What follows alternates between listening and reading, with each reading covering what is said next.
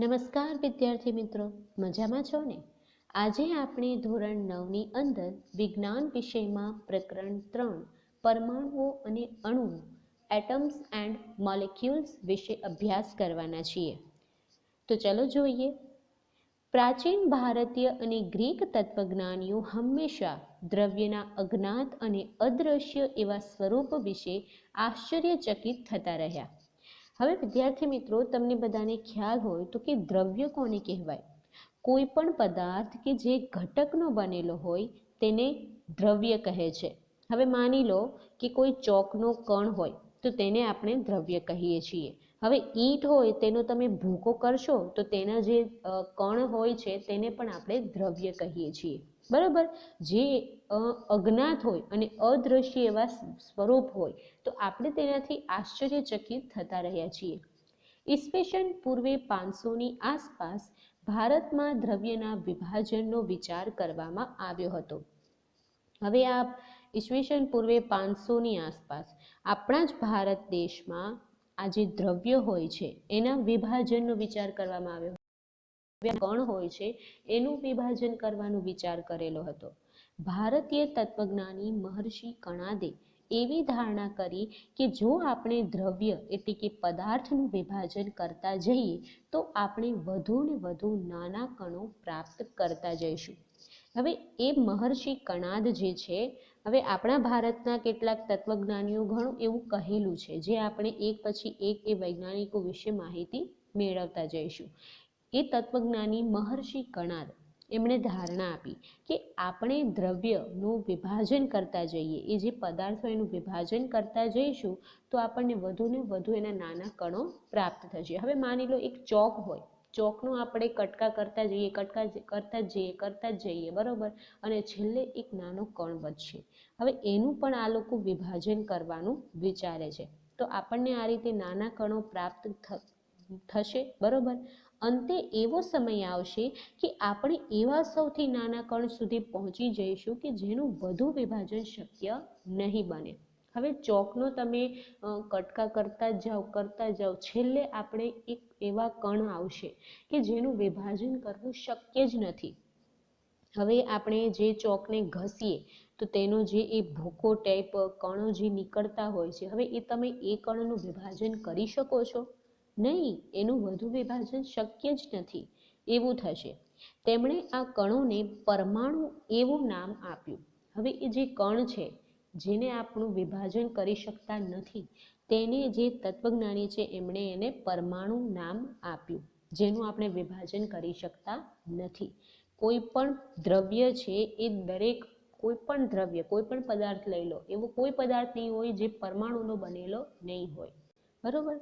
અન્ય એક ભારતીય તત્વજ્ઞાની પકુધા કાત્યાયને, આ નામ ખાસ યાદ રાખજો બધા, કે એક તત્વજ્ઞાની પકુધા કાત્યાયને આ સિદ્ધાંતને ઝીણવટપૂર્વક સમજાવ્યો. હવે આ જે સિદ્ધાંત આપણને મહર્ષિ કણાદે આપેલો હતો તેને વધારે સારી રીતે સમજાવ્યો છે પકુધા કાત્યાયને. આ કણો સામાન્ય રીતે સંયુક્ત રૂપે અસ્તિત્વ ધરાવે છે જે દ્રવ્યના વિવિધ સ્વરૂપો આપે છે. દરેક જે કણો હોય છે એ સંયુક્ત રૂપે એ બધા કણો જ્યારે ભેગા થાય છે ત્યારે એક દ્રવ્ય બનાવે છે, એક એવો પદાર્થ બનાવે છે. અને એ પદાર્થો આપણે જોઈ શકીએ છીએ કે બધા પદાર્થો અલગ અલગ સ્વરૂપના બનેલા હોય છે. તમે તમારા જીવનમાં આસપાસ, તમારી આ જે લાઈફ છે એમાં આસપાસ તમે જોશો તો તમને એમાં ઘણા બધા એવા પદાર્થો જોવા મળશે અને દરેક પદાર્થ આ બધા નાના નાના કણોના એટલે કે પરમાણુઓના બનેલા હોય છે. તો આ રીતે આપણને પકુધા કાત્યાયને એને સમજાવ્યો હતો આ સિદ્ધાંતને. ત્યારબાદ આપણે જોઈએ કે આશરે તે જ સમયગાળામાં પ્રાચીન ગ્રીક તત્વજ્ઞાની ડેમોક્રિટસ અને લ્યુસિપસે સૂચવ્યું કે જો આપણે દ્રવ્યનું વધુ ને વધુ વિભાજન કરતા જઈએ તો એક સમય એવો આવશે કે જ્યારે પ્રાપ્ત થયેલા કણોનું વધુ વિભાજન શક્ય નહીં બને. આ લોકોએ પણ એવું જ કીધું હતું. પણ આ આપણા ભારતના જે તત્વજ્ઞાની હતા એમણે કહી દીધું, પણ આ પ્રાચીન ગ્રીક તત્વજ્ઞાની છે એમણે પણ સેમ આ જ વાત કીધી કે દ્રવ્યનું વધુ ને વધુ વિભાજન કરતા જઈશું, છેલ્લે જે કણ વધશે એનું વિભાજન શક્ય નથી. ડેમોક્રિટ્સે આ અવિભાજ્ય કણોને પરમાણુઓ, એટલે કે એ પરમાણુઓ છે એનો અર્થ અવિભાજ્ય, એને પરમાણુને અવિભાજ્ય કણો કહ્યા. બરોબર. આ તમામ વિચારો તત્વજ્ઞાનીય માન્યતાઓ પર આધારિત હતા, તેમજ 18મી સદી સુધી આ વિચારોને માન્ય કરવા માટે કોઈ વધુ પ્રાયોગિક કાર્યો થયા ન હતા. હવે વિદ્યાર્થી મિત્રો, કેમ આ પ્રાયોગિક કાર્યો થયા ન હતા? કારણ કે તે સમય એવો હતો, પ્રાચીન કાળનો સમય, કે ત્યારે ટેકનોલોજીનો એવો વિકાસ થયેલો ન હતો. હવે તમને અત્યારે કોઈ કહે કે કોઈ પણ રીતે તમે પ્રાયોગિક કાર્યો કરવાના છે, તો અત્યારના આધુનિક સમયમાં ટેકનોલોજીનો એટલો સારો વિકાસ થયેલો છે કે તમે પ્રયોગશાળામાં વિજ્ઞાનની જે પ્રયોગશાળા હોય છે એની અંદર આપણને ટેલિસ્કોપ જોવા મળે છે. બરોબર. કોઈ પણ કોષનું આપણે રચના જોવી હોય તો તમે એને ટેલિસ્કોપથી જોઈ શકો છો, માઇક્રોસ્કોપથી જોઈ શકો છો. બરોબર, માઇક્રોસ્કોપથી તમે તેને જોઈ શકો છો. જ્યારે આ જે પરમાણુ છે એ કોષથી પણ એકદમ નાનામાં નાનો કણ છે, એને આપણે માઇક્રોસ્કોપથી જોઈ શકતા નથી. એના માટે AFM અને STM એ બે પ્રકારના માઇક્રોસ્કોપ યુઝ થાય છે, જેને કહેવાય છે એટોમિક ફોર્સ માઇક્રોસ્કોપ, અને જે STM છે એને કહેવાય સ્કેનિંગ ટનલિંગ માઇક્રોસ્કોપ. બરોબર. આ બે પ્રકારના માઇક્રોસ્કોપનો યુઝ થાય છે પરમાણુઓ જોવા માટે. બરોબર. અને તેનું આ રીતે જોવામાં આવે છે. આ રીતે આપણે તેને દાર્શનિક જોઈ શકીએ છીએ.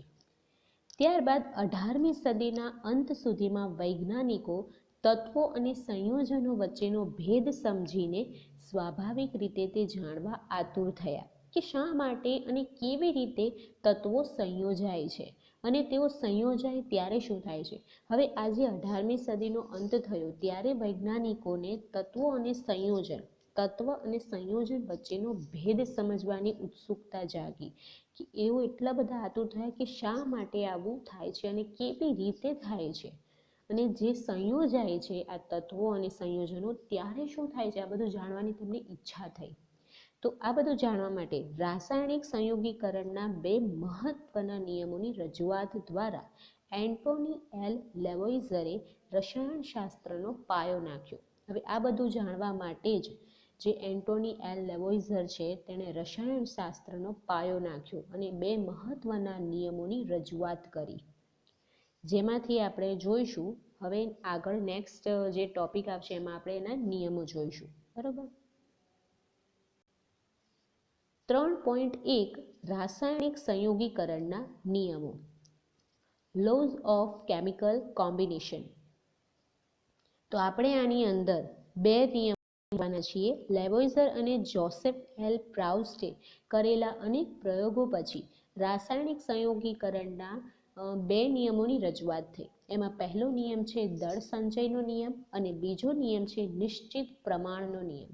એમાં આપણે સૌથી પહેલા જોઈશું દળ સંચયનો નિયમ, લો ઓફ કન્ઝર્વેશન ઓફ માસ.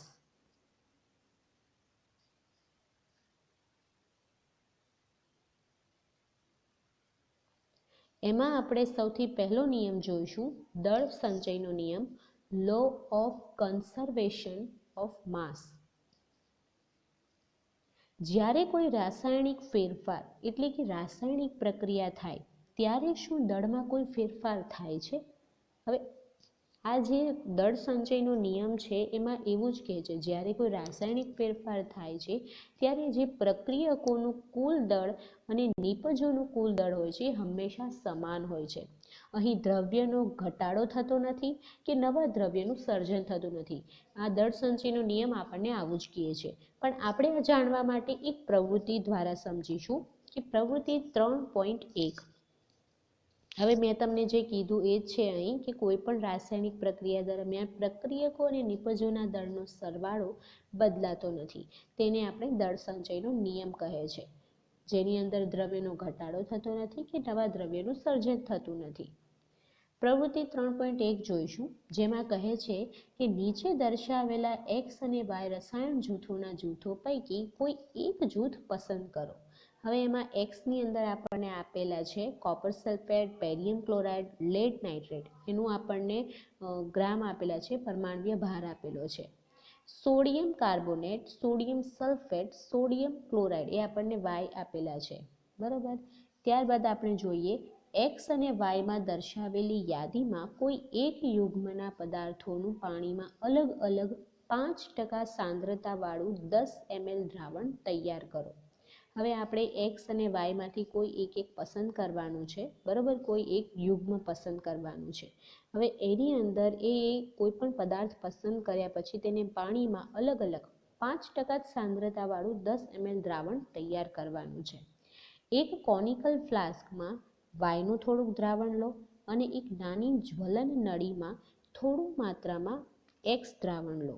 હવે એ આપણે આકૃતિ દ્વારા સમજીશું કે જ્વલન નળીને સાવચેતીપૂર્વક કોનિકલ ફ્લાસ્કમાં એવી રીતે લટકાવો કે જેથી બે દ્રાવણો મિશ્ર ન થાય. ફ્લાસ્ક પર બૂચ લગાવો. આપણે આકૃતિ જોઈએ. જુઓ, આ પ્રકારની આકૃતિ છે. સૌથી પહેલા આ જે ત્રિકોણ દેખાય છે આ ફ્લાસ્ક લીધેલું. અંદર આપણે એક જ્વલન નળીમાં નાની જ્વલન નળીને એવી રીતે મૂકેલી છે કે જે કોનિકલ ફ્લાસ્કમાં એનું જે દ્રાવણ હોય છે એ મિશ્ર ન થઈ જાય. અને આપણે એ કોનિકલ ઉપર બૂચ લગાવેલો છે. તો કોનિકલ ફ્લાસ્કમાં છે એ વાયનું દ્રાવણ લીધેલું છે અને જે જ્વલન નળી છે તેની અંદર આપણે એક્સનું દ્રાવણ લીધેલું છે. તો આ રીતે આકૃતિને તૈયાર કરેલી છે. એક્સ દ્રાવણ ધરાવતી કસનળીને વાય દ્રાવણ ધરાવતા કોનિકલ ફ્લાસ્કમાં મૂકેલ છે. ત્યારબાદ જોઈએ ફ્લાસ્કનું તેમાં રહેલા ઘટકો સહિત કાળજીપૂર્વક ફ્લાસ્કનું વજન કરો. હવે શું કહે છે કે ફ્લાસ્કમાં રહેલા જે ઘટકો છે એની સાથે જ આ ફ્લાસ્કનું વજન કરવાનું છે. હવે ફ્લાસ્કને થોડો નમાવીને એવી રીતે ઘુમાવો કે જેથી તેમાં રહેલ એક્સ અને વાય દ્રાવણો પરસ્પર મિશ્ર થઈ જાય, એ બંને મિક્સ થઈ જાય એ રીતે એને ઘુમાવવાનો છે. હવે ફરીવાર ફ્લાસ્કનું વજન કરો. હવે પ્રક્રિયા ફ્લાસ્કમાં શું થશે? આ જે પ્રક્રિયા કંઈ એવું બધું ખાસ થતું નથી, એમાં બસ એક પ્રક્રિયા થશે. શું તમને લાગે છે કે કોઈ રાસાયણિક પ્રક્રિયા થઈ હશે? હા, બે દ્રાવણ લેશો તો રાસાયણિક પ્રક્રિયા થશે જ. ફ્લાસ્કના મુખ પર બૂચ શા માટે લગાવીએ છીએ? જેથી તેની અંદરનું કોઈ પણ દ્રાવણ જો તમે મિક્સ કરો છો તો તેનો જે ગેસ હોય છે બહાર ના નીકળી જાય, બરોબર. બહારની હવા અંદર ના આવી શકે. જે પણ પ્રક્રિયા અંદર થાય છે તે અંદર ને અંદર રહે અને આપણે તેનો સચોટ દળ મળી રહે, એટલા માટે બૂચ લગાવવામાં આવે છે. શું ફ્લાસ્ક અને તેની અંદર રહેલા ઘટકોના દળમાં કોઈ ફેરફાર થાય છે? હવે આપણે ફ્લાસ્ક અને તેની અંદર જે ઘટકો રાખેલા હતા તેના દળમાં શું ફેરફાર થાય છે અહીં એ પૂછેલું છે. તો આપણે સૌથી પહેલાં એ જાણેલું જ હતું કે તેના વજનમાં કોઈ ફેરફાર થતો નથી, કે પ્રક્રિયકોનું કુલ દળ અને નિપજોનું કુલ દળ હંમેશા સમાન હોય છે. હવે આપણે જે એક્સ અને વાય દ્રાવણ લીધેલા હતા તેની સાથે આપણને તેના દળ પણ આપેલા હતા, બરોબર. તો એ દળનો સરવાળો કરો. ત્યારબાદ જે તમને નિપજમાં તમને આ પ્રક્રિયા કરો છો એના બાદ તમને જે નિપજ મળે છે એનું જે દળ મળે એનો સરવાળો કરો. તો એ બંનેનો સરવાળો સમાન જ આવશે. તો એમાં કોઈ ફેરફાર થતો નથી. હવે દ્રવ્ય સંચયનો નિયમ સૂચવે છે કે કોઈ પણ રાસાયણિક પ્રક્રિયામાં દ્રવ્યનું સર્જન કે વિનાશ થતો નથી. આ દ્રવ્ય સંચયનો નિયમ સૂચવે છે. બીજો નિયમ નિશ્ચિત પ્રમાણનો નિયમ, લો ઓફ કોન્સ્ટન્ટ પ્રપોર્શન. નિશ્ચિત પ્રમાણનો નિયમ એમ કહે છે કે જુદા જુદા તત્વો એકબીજા સાથે ચોક્કસ પ્રમાણથી જોડાયેલા હોય છે, બરોબર. કે દરેક અલગ અલગ જે તત્વો હોય છે એકબીજા સાથે એક ચોક્કસ પ્રમાણથી જોડાયેલા હોય છે. જ્યારે દળ સંચયનો નિયમ શું કહેતો હતો કે પ્રક્રિયકોનું કુલ દળ અને નિપજોનું કુલ દળ હંમેશા સમાન હોય છે કોઈ પણ રાસાયણિક પ્રક્રિયા થયા બાદ, અને તેમાં દ્રવ્યનો ઘટાડો થતો નથી કે નવા દ્રવ્યનું સર્જન થતું નથી. જ્યારે અહીં તો જુદા જુદા તત્વો એકબીજા સાથે ચોક્કસ પ્રમાણથી જોડાય છે. હવે આપણે એમાં આગળ જોઈએ. લેવોઇઝરની સાથે સાથે અનેક વૈજ્ઞાનિકોએ નોંધ્યું કે અનેક સંયોજનો બે કે તેથી વધુ તત્વોના બનેલા હોય છે. આવું દરેક સંયોજન એક સમાન ગુણોત્તરથી એક સમાન તત્વો ધરાવે છે. હવે જે દરેક સંયોજન હોય છે અલગ અલગ પ્રકારના, એ 2 કે તેથી વધુ તત્વોના બનેલા હોય છે. હવે માની લો આપણે કોઈ પણ લઈએ H2O, બરાબર. જે H2O છે એમાં 2 H હોય અને 1 ઓક્સિજન હોય છે. તો આ રીતે 2 તત્વો જોડાઈને એક સંયોજન બને છે. તો એના પર કરતાં તમે બીજા પણ જોવો તો એ NH3 જોવો, બરાબર, H2SO4 જોવો. તો આ રીતે ઘણા બધા સંયોજનો છે એ અલગ અલગ 2 કે તેથી વધુ તત્વોના જોડાવાથી બનેલા હોય છે. હવે આવું દરેક સંયોજન એક સમાન ગુણોત્તરથી એક સમાન તત્વો ધરાવે છે. પછી તે તત્વ ક્યાંથી આવ્યું કે કોણે તે શોધ્યું તેની સાથે તેને કોઈ સંબંધ નથી. હવે આપણે જોઈએ તો કે પાણી જેવા સંયોજનમાં હાઇડ્રોજન અને ઓક્સિજનનો દળથી ગુણોત્તર હંમેશા 1:8 થાય છે. કેવી રીતે? હવે હાઇડ્રોજન જે છે પાણીનું સંયોજન શું થાય તો કે H2O. તો H કેટલા છે? 2 છે, બરોબર. અને ઓક્સિજન કેટલું છે? 1. હવે હાઇડ્રોજનનો પરમાણ્વીય ભાર શું થાય તો કે 1 હોય, પણ આપણે 2 H આપેલા હોય તો 2 થાય. પણ ઓક્સિજનનો પરમાણ્વીય ભાર 16 થાય. તો 2:1 હોય તો 1:8 થશે, કારણ કે 8 દુ 16, બરોબર. એ રીતે હવે ભલે પછી પાણીનો સ્ત્રોત ગમે તે હોય, આમ 9 ગ્રામ પાણીનું વિઘટન થાય. 1 + 8 એટલે આ 1 + 8 એટલે 9 ગ્રામ. એમ 9 ગ્રામ પાણીનું વિઘટન થાય ત્યારે હંમેશા 1 ગ્રામ હાઇડ્રોજન અને 8 ગ્રામ ઓક્સિજન ઉદ્ભવે છે. હવે 1:8 એટલે 1 ગ્રામ ઓક્સિજનનો 1 ગ્રામ હાઇડ્રોજનનો અને 8 ગ્રામ ઓક્સિજનના થાય. તેવી જ રીતે એમોનિયામાં નાઇટ્રોજન અને હાઇડ્રોજનનો દળથી ગુણોત્તર હંમેશા 14:3 હોય છે. ભલે તેનો સ્ત્રોત ગમે તે હોય કે પછી ગમે તે પદ્ધતિથી તેને મેળવેલું હોય. હવે 14:3 કેવી રીતે તો કે એની અંદર 3 ગ્રામ છે હાઇડ્રોજન હોય અને 14 ગ્રામ નાઇટ્રોજન હોય છે. એ રીતે આ ખ્યાલ નિશ્ચિત પ્રમાણના નિયમ તરફ દોરી જાય છે, જેને નિશ્ચિત પ્રમાણનો નિયમ કહે છે. પ્રાઉસ્ટે આ નિયમની રજૂઆત આ પ્રમાણે કરી હતી. રાસાયણિક પદાર્થમાં તત્વો હંમેશા દળથી નિશ્ચિત પ્રમાણમાં હાજર રહેલા હોય છે. હવે જે કોઈ પણ પદાર્થ હોય છે, રાસાયણિક પદાર્થ જે આપણે હમણાં જોયા, તેમાં તત્વો હંમેશા દળથી નિશ્ચિત પ્રમાણમાં હાજર રહેલા હોય છે. એ H2Oમાં તમે હવે H2O આ જે પાણીનો અણુ છે એ તમે ગમે ત્યાંથી લઈ લો, આખા બ્રહ્માંડમાં તમે ગમે ત્યાંથી એ પાણીનું અણુ લો.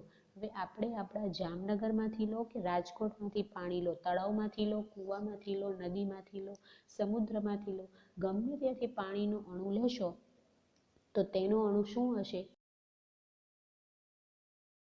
એ હાઇડ્રોજનના 2 ગ્રામ હશે, બરોબર, અને ઓક્સિજનના 1 ઓક્સિજન હશે. તો એ રીતે 1 ગ્રામ હાઇડ્રોજન અને 8 ગ્રામ ઓક્સિજનના હશે. તો આ જ રીતે તમને દરેક જગ્યાએ પાણીનું અણુ જોવા મળશે. તો એમાં એ જ કહે છે કે તમે એ તત્વો, રાસાયણિક પદાર્થમાં એ તત્વો હંમેશા દળથી નિશ્ચિત પ્રમાણમાં હાજર રહેલા હોય છે. એ તત્વોનું જે દળ હોય છે એ બદલાતું નથી. એ જ રીતે વૈજ્ઞાનિકોની હવે પછીની સમસ્યા આ નિયમોની યોગ્ય સમજૂતી આપવાની હતી. બ્રિટિશ રસાયણશાસ્ત્રી જ્હોન ડાલ્ટને દ્રવ્યના સ્વભાવ વિશે મૂળભૂત સિદ્ધાંત પૂરો પાડ્યો. ડાલ્ટનને પરમાણુના વિભાજનનો વિચાર આવ્યો કે જે તે સમય સુધી માત્ર તત્વજ્ઞાન જ હતું. હવે ડાલ્ટનને પણ બ્રિટિશ રસાયણશાસ્ત્રી જ્હોન ડાલ્ટનને દ્રવ્યના સ્વભાવ વિશે મૂળભૂત સિદ્ધાંત પૂરો પાડ્યો છે. આમાં એમણે મેઇન સારું કામ કર્યું છે કે ડાલ્ટને પરમાણુ જે છે એના વિભાજનનો વિચાર કર્યો. આપણને જે તત્વજ્ઞાનીઓ હતા એમણે તો એમ કીધેલું હતું કે પરમાણુ જે છે એ અવિભાજ્ય છે, તેને વિભાજન થઈ શકતું નથી. અને અહીં તો ડાલ્ટન એના વિભાજનનો વિચાર કરે છે કે જે તે સમય સુધી માત્ર તત્વજ્ઞાન જ હતું. ડાલ્ટને ગ્રીક તત્વજ્ઞાનીઓ દ્વારા અપાયેલ શબ્દ પરમાણુનો ઉપયોગ કર્યો અને કહ્યું કે દ્રવ્યના નાનામાં નાના કણો પરમાણુઓ છે. એ પણ એવું જ કહે છે, બરોબર, કે તેનો સિદ્ધાંત રાસાયણિક સંયોજનો પર આધારિત હતો.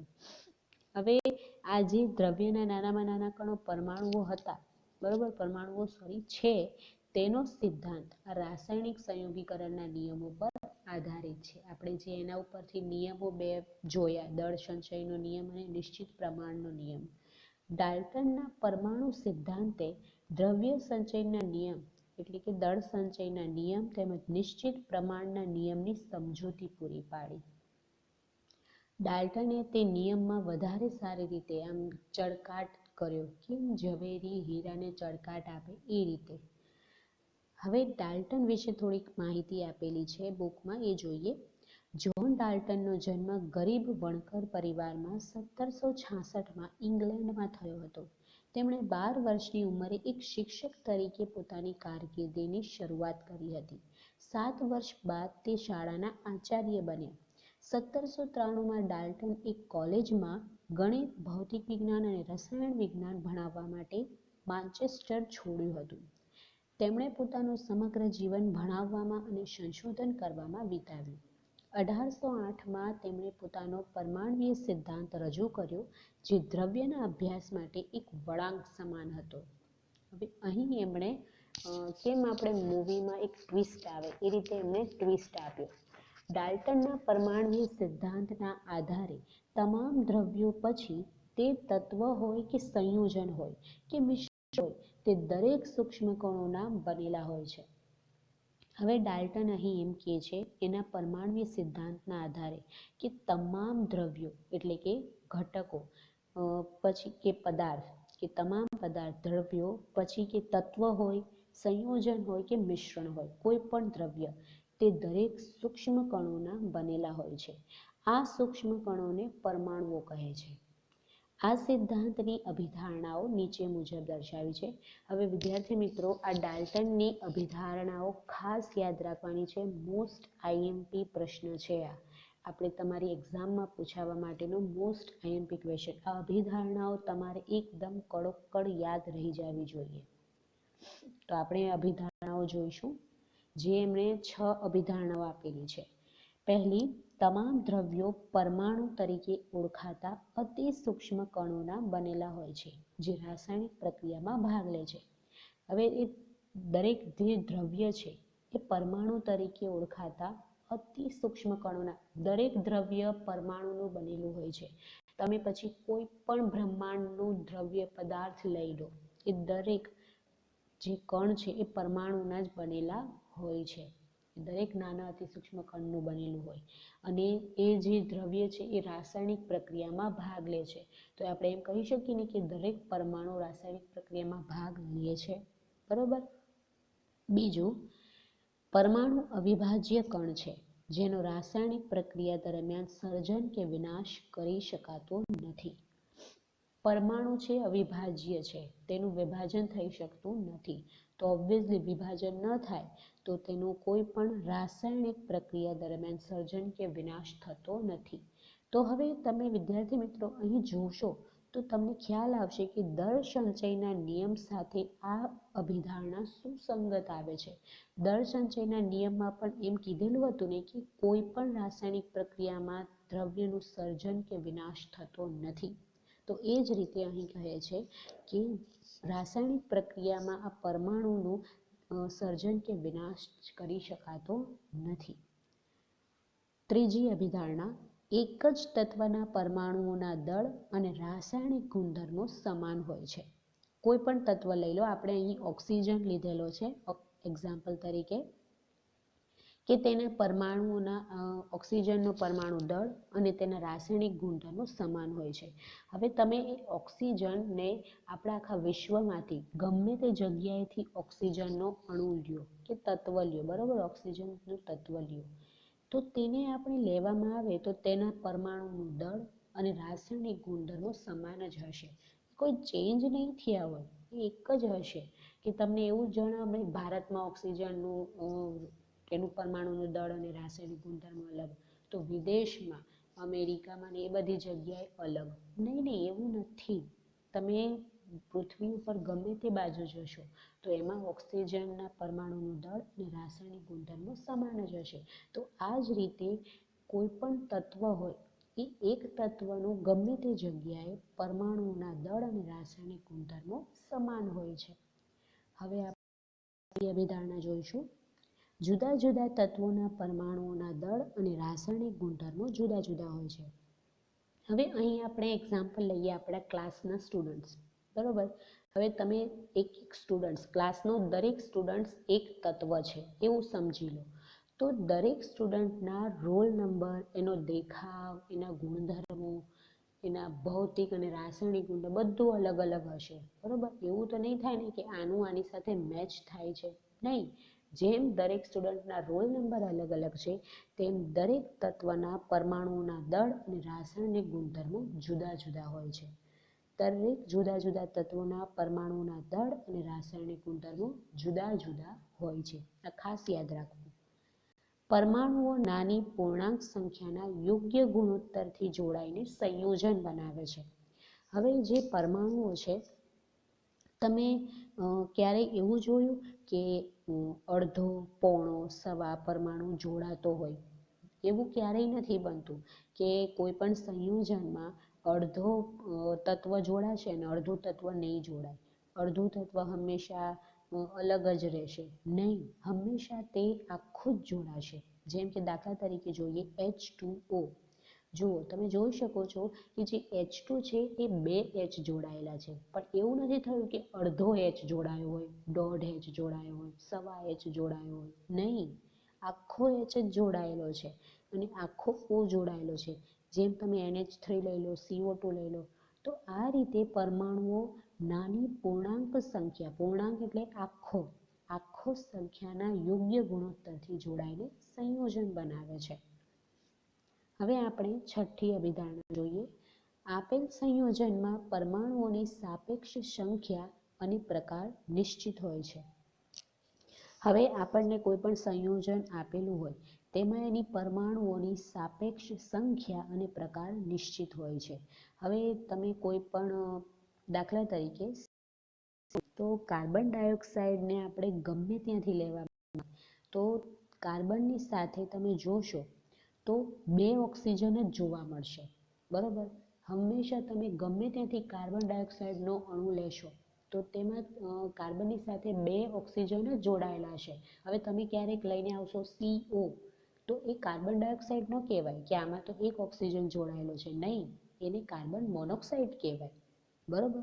તો એ રીતે અહીં કહેવામાં આવે છે કે આપેલ સંયોજનમાં પરમાણુઓની સાપેક્ષ સંખ્યા અને પ્રકાર નિશ્ચિત હોય છે. એ નિશ્ચિત જ હોય, એમાં કોઈ ફેરફાર ન હોય. કાર્બન ડાયોક્સાઇડમાં કાર્બન સાથે 2 ઓક્સિજન નિશ્ચિત રીતે જોડાયેલા જ હોય, તો જ એને કાર્બન ડાયોક્સાઇડ કહેવાય.